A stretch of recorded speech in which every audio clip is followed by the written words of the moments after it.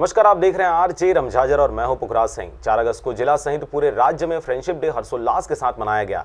इस अवसर पर आरजे रमझाजर ने आपसे पौधा लगाओ और दोस्त बनाओ का नारा देते हुए तस्वीरें साझा करने की बात कही थी। इस पर सभी क्षेत्र से काफी तस्वीरें हमें भेजी गई। आइए देखते हैं वृक्ष लगाते मित्रों के साथ आपके द्वारा भेजी गई वे तस्वीरें।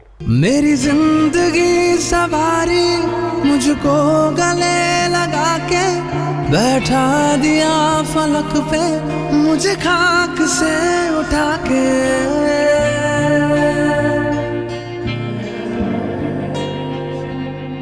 मेरी जिंदगी सवारी मुझको गले लगा के बैठा दिया फलक पे, मुझे खाक से उठा के।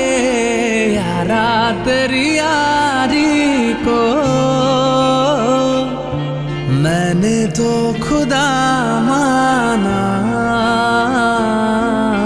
याद करेगी दुनिया तेरा मेरा अफसाना। तेरे जैसा यार कहाँ ऐसा